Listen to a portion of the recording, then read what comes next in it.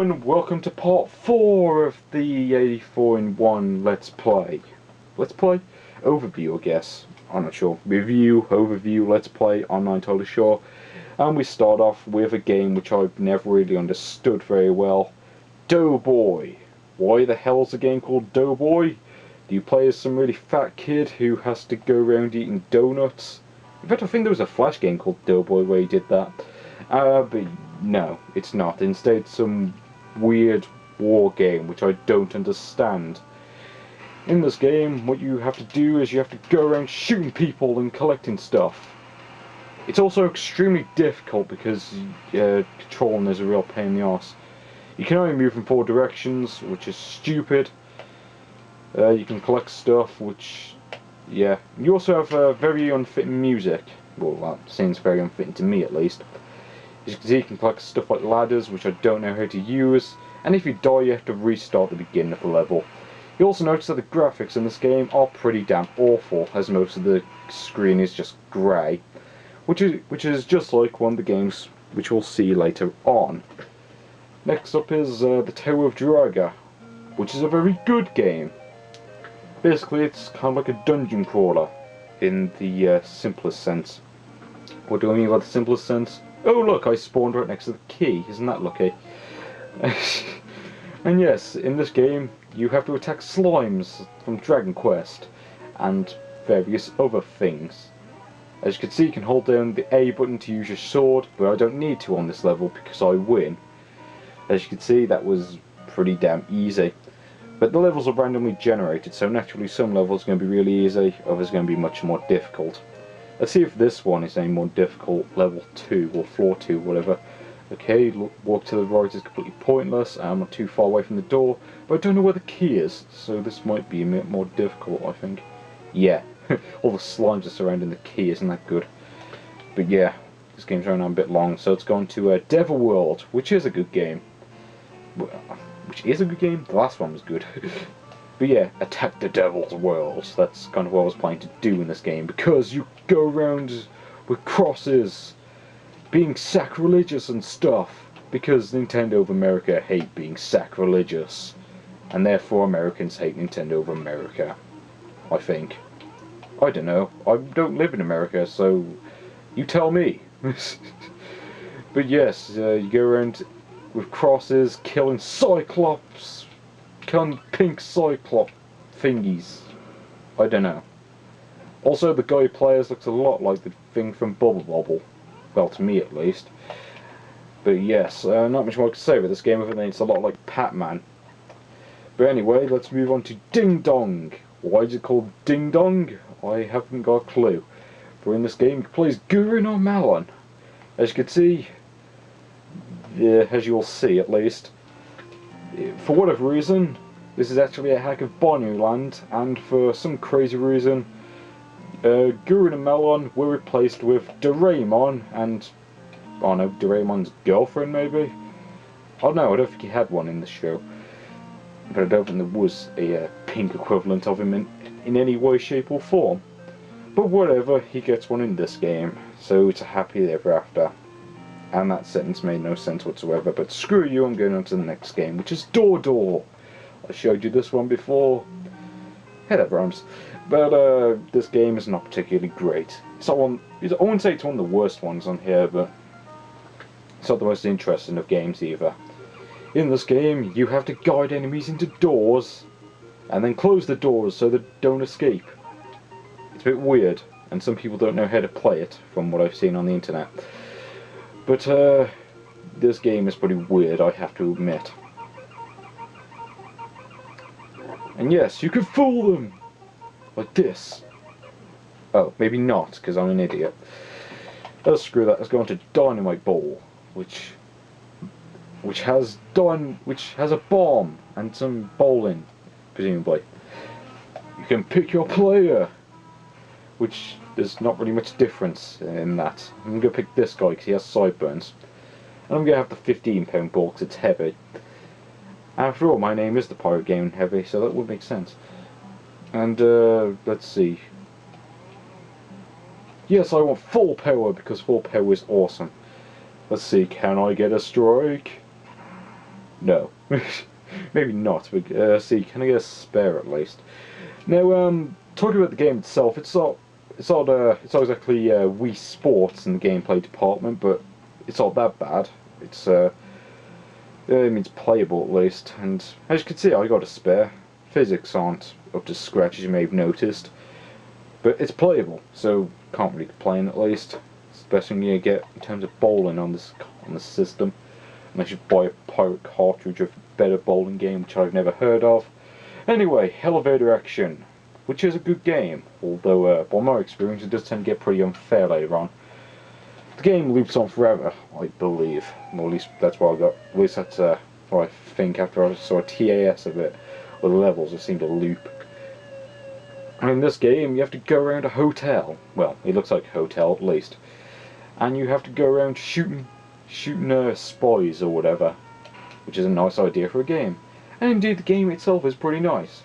I personally like it.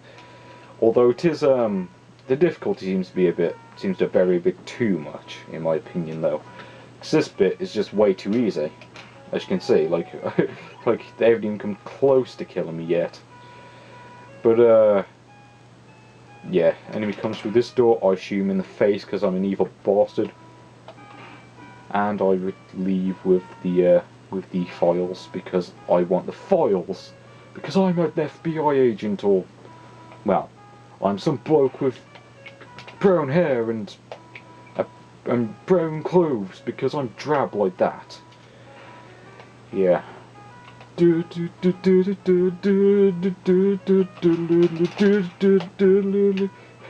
like the flicker on the door, by the way, like part of it is like blue, which is kind of funny. Yes, I mashed the button because I'm evil. See, I'm even chewing my well, finger right now. But you can't see it because I'm not on the camera. And let's see what's up next. We have Exirion.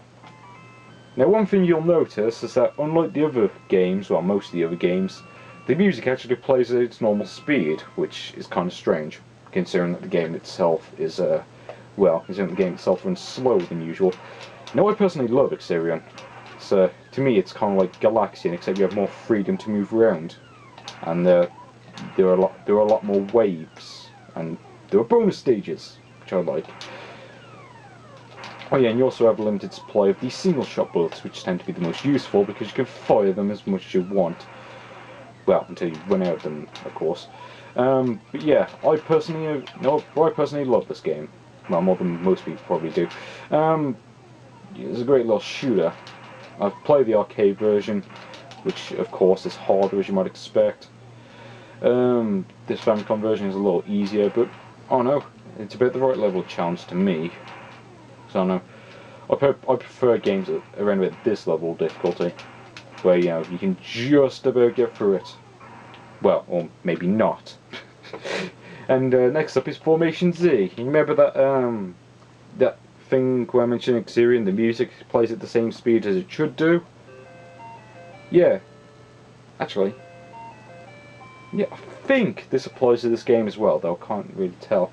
But yeah, Formation Z is the end of a mediocre shooter, although this one is a little less mediocre. This one's alright.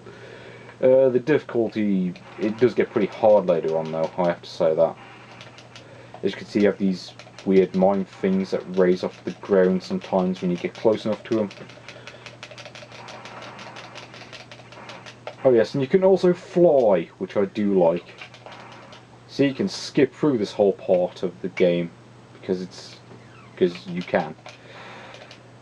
Well, at least you can if you don't crash into these bullet things. Because these enemies do tend to be rather annoying when they want to. But so far they are proving to be pretty easy this time around. So you have that thing. When I first saw that, I thought it was supposed to be like an extra life icon or something. Or you, but no, it kills you. So don't run into that.